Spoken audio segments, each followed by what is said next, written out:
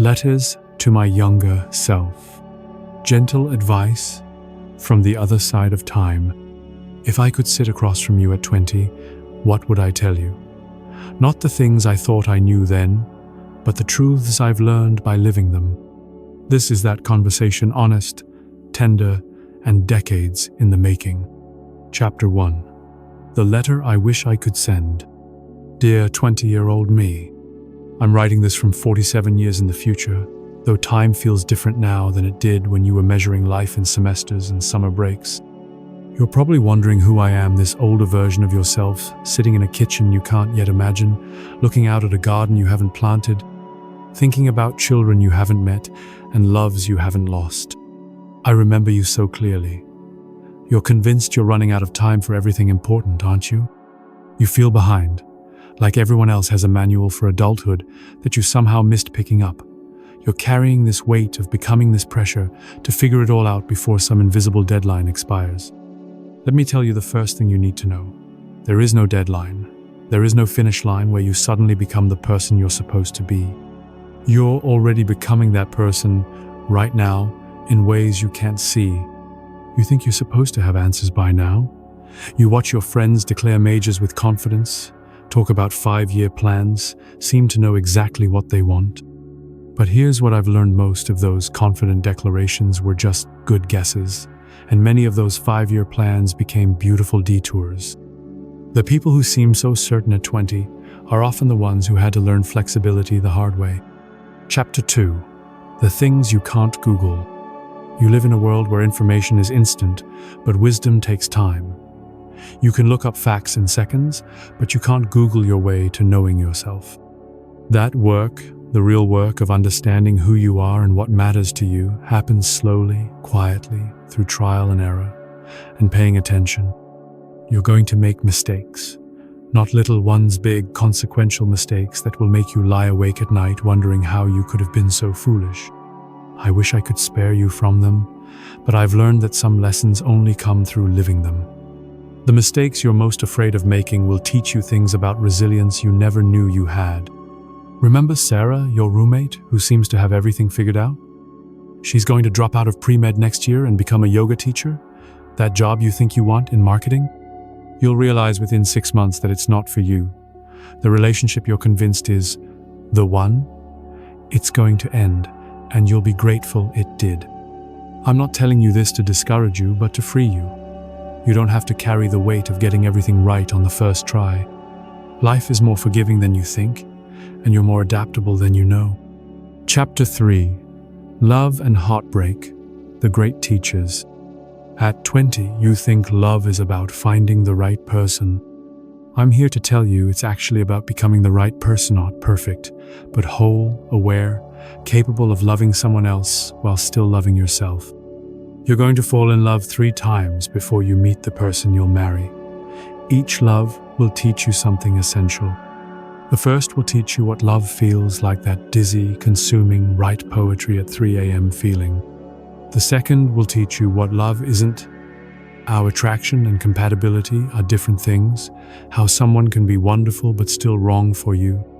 The third will break your heart so completely you'll think you'll never recover. But you will recover. And when you do, you'll understand something profound about yourself. You're not fragile. You can survive loss and disappointment and still believe in love. That broken heart will make you more compassionate, more grateful, more aware of love's true value when it comes. The person you'll marry isn't anyone you know right now. You'll meet them in a completely ordinary way at a coffee shop, arguing about whether the barista made your order correctly.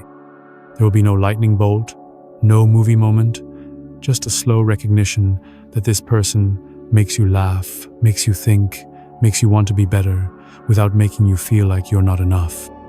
Don't rush toward love or away from it. Let it unfold naturally. And please, please don't stay with someone because you're afraid of being alone. Being alone is not the same as being lonely, and learning to enjoy your own company is one of the greatest gifts you can give yourself. Chapter 4. The career path that isn't a path. You think careers are linear, that you choose a direction and follow it straight to success. But careers are more like rivers than highways. They meander, they change course, they sometimes disappear underground and emerge somewhere completely unexpected. That job you're nervous about applying for? Apply anyway.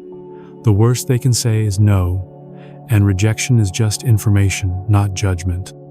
You'll get turned down for things you really want, and you'll get offered things you never imagined. Both experiences will teach you something valuable about yourself and the world. You're going to change careers. Twice, maybe 3 times if you count the year you try freelancing and realize you hate the uncertainty. Each change will feel like starting over, but you'll discover that no experience is ever wasted. The skills you learn in one field will serve you unexpectedly in another. Don't be afraid to be bad at things while you're learning. Competence comes from practice, not from being naturally gifted. Some of your greatest professional achievements will come from areas where you initially felt clumsy and uncertain. And money? It's important, but not in the way you think. Having enough money to feel secure is crucial, but chasing money alone will make you miserable. The sweet spot is finding work that pays you fairly for something you're good at and genuinely care about. It might take a while to find that intersection, and that's okay. Chapter 5. Friendship, the chosen family. You have friends now who feel like they'll be in your life forever. Some of them will be, but others will drift away as your lives take different directions. This isn't failure or betrayal, it's the natural evolution of human relationships. You can love someone deeply and still grow apart from them. But here's what might surprise you. Some of the people you barely know right now will become your closest friends. That quiet guy in your philosophy class, he'll be the best man at your wedding. The girl you occasionally study with at the library? She'll be the one you call when your father dies. The one who'll sit with you in the hospital waiting room. The one who'll know exactly what to say and when to say nothing at all. Friendship as an adult requires more intentionality than it did when you were young. You won't naturally see each other every day in the dorm or at meals. You'll have to work to maintain connections, reaching out, making plans, showing up even when it's inconvenient.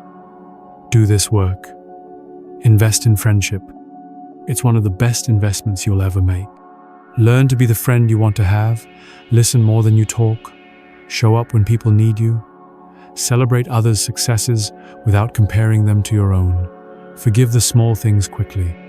And don't keep score. Friendship isn't transactional. Chapter 6.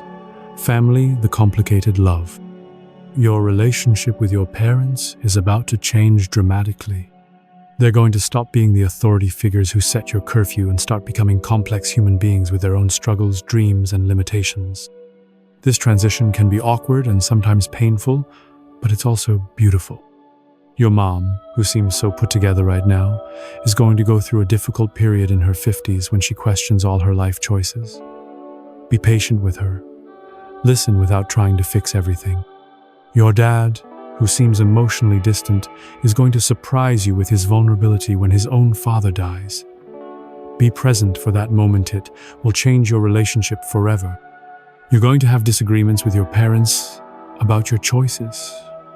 They'll worry about your career, your relationships, your lifestyle. Try to remember that their concern comes from love, even when it feels like criticism. You don't have to take their advice, but you can hear it with compassion. Forgive them for not being perfect parents. They were doing their best with the tools they had, just as you'll do your best when you become a parent yourself. The goal isn't to have a perfect family, but to have an authentic one, where people can be honest about their struggles and generous with their love. Chapter 7. Money, the freedom, and the trap. Let me be direct about money because no one was direct with me at 20, and I had to learn these lessons the expensive way. First, learn to live below your means, not at your means. The difference between what you earn and what you spend is your freedom. Every dollar you don't spend today is a choice you can make tomorrow. Start saving now, even if it's just $20 a month. I know it seems impossible when you're eating ramen and your textbooks cost more than your rent. But time is your greatest asset when it comes to money. The small amounts you save now will grow into surprisingly large amounts later, thanks to compound interest. Don't go into debt for things that depreciate in value. A car is transportation, not a status symbol. Designer clothes don't make you more valuable. The latest gadgets don't make you happier. But do invest in things that grow in value or improve your life in meaningful ways: education, experiences, your health. You're going to want to keep up with your friends who seem to have more money than you do. Don't. Everyone's financial situation is different, and appearances can be deceiving. The person who seems to have everything might be drowning in debt, while the person who lives modestly might be building real wealth. Money is a tool, not a goal. It can buy you comfort, security, and options, but it can't buy you happiness, love, or meaning. Once you have enough to meet your basic needs and feel secure, additional money has diminishing returns on happiness. Chapter 8. Health, the foundation you take for granted. You feel invincible right now.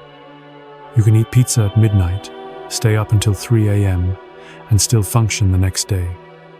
Your body feels like a machine that runs perfectly regardless of how you treat it. I hate to break it to you, but this won't last forever. The habits you build now around food, exercise, sleep, stress management will determine how you feel in your 30s, 40s, and beyond. I'm not saying you need to become a health fanatic, but start paying attention to how different choices make you feel. Exercise isn't about looking a certain way. It's about feeling strong, having energy, and building resilience. Find forms of movement you actually enjoy.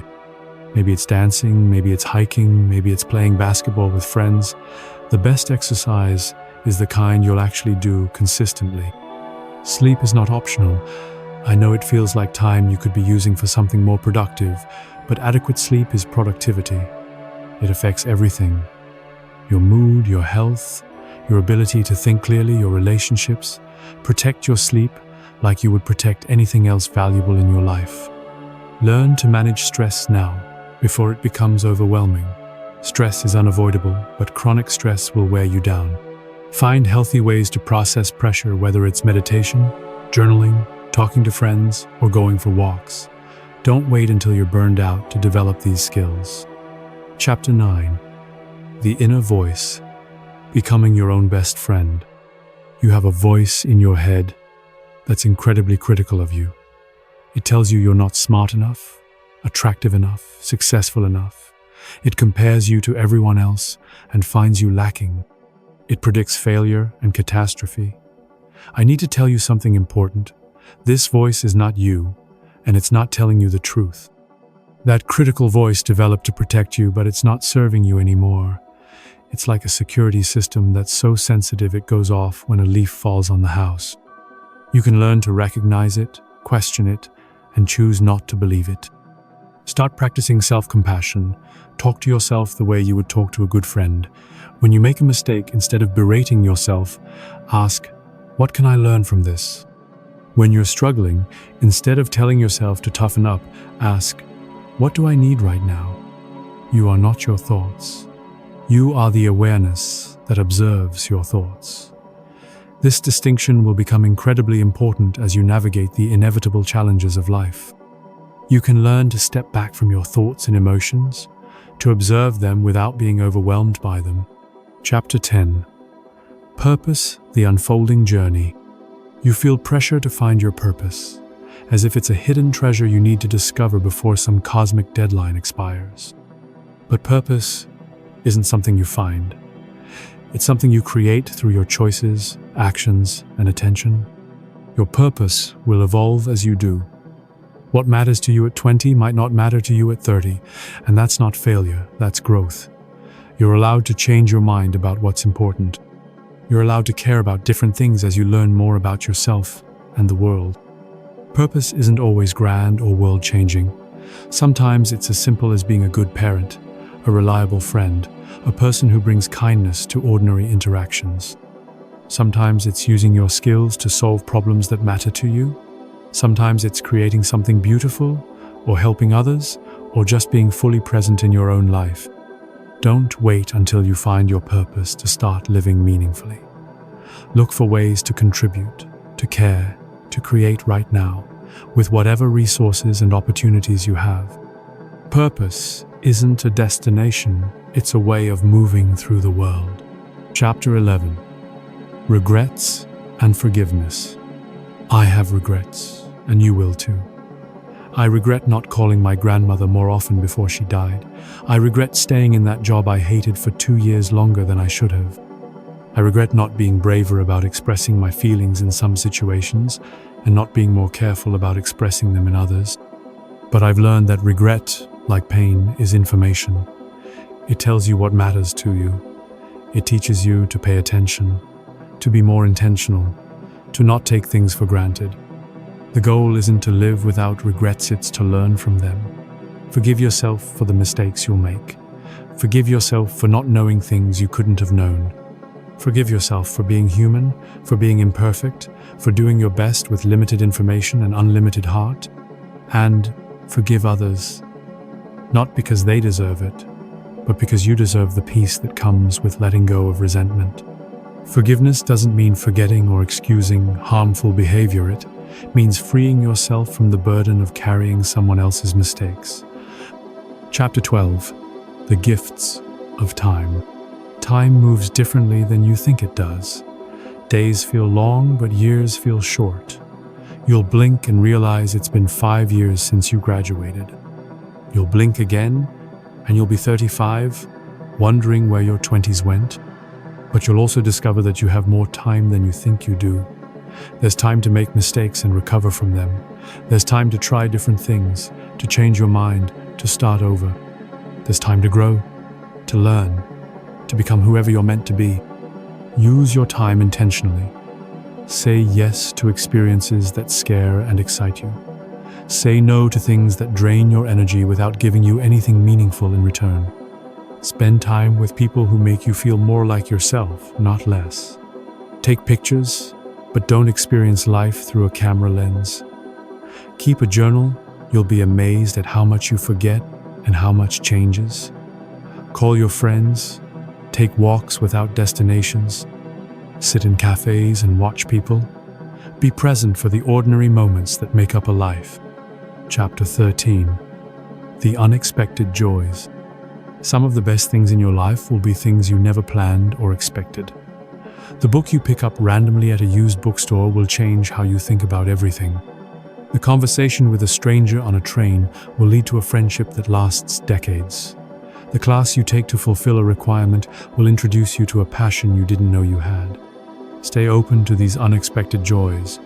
Say yes more often than feels comfortable. Take the trip, even if you're not sure you can afford it.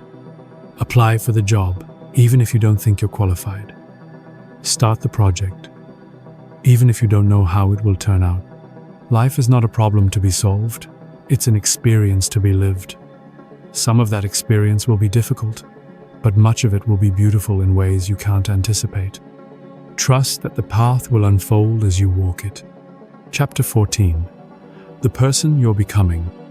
I wish I could tell you exactly who you're going to become, but that would rob you of the joy of discovering it yourself. What I can tell you is that you're going to like yourself more than you do right now. You're going to be kinder to yourself, more accepting of your quirks, more confident in your values. You're going to be stronger than you think you are. You'll face challenges that seem impossible right now, and you'll not only survive them but learn from them. You'll discover reserves of courage and resilience you didn't know you had. You're going to be more connected to other people. As you become more comfortable with yourself, you'll be able to form deeper, more authentic relationships. You'll learn to be vulnerable without being weak, to be independent without being isolated. You're going to find ways to contribute that feel meaningful to you. Whether it's through your work, your relationships, your creativity, or your community involvement, you'll find ways to make a difference that align with who you are. Closing. A letter never sent. Dear 20-year-old me, I started this letter thinking I had so much to teach you, so many warnings to give, so many shortcuts to share. But as I've written, I've realized that the journey itself is the education. The mistakes you'll make are the ones you need to make. The struggles you'll face are the ones that will make you who you're meant to become. What I really want to tell you is this. You're enough, right now as you are. You don't need to become someone else to be worthy of love, success, or happiness. You just need to become more fully yourself. Trust the process. Trust your instincts. Trust that everything is unfolding as it should, even when it doesn't feel that way. The path ahead is full of surprises, some difficult, many wonderful. You're ready for all of it, even if you don't feel ready. Be patient with yourself. Be kind to others. Pay attention. Show up. Stay curious. Love generously. And remember, you don't have to figure it all out right now. You have time. More time than you know. With love and faith in your journey, your future self. P.S. Call your grandmother. She misses you more than she says. Epilogue. The ongoing conversation. If you're reading this, and you're 20 or 30 or 50 or any age at all, know that it's never too late to start having this conversation with yourself. It's never too late to be gentle with who you were, accepting of who you are, and excited about who you're becoming. We all need someone to tell us it's going to be okay, that we're doing better than we think, that our struggles are temporary, and our capacity for growth is limitless. Sometimes that someone is our future self, reaching backward through time with love and wisdom.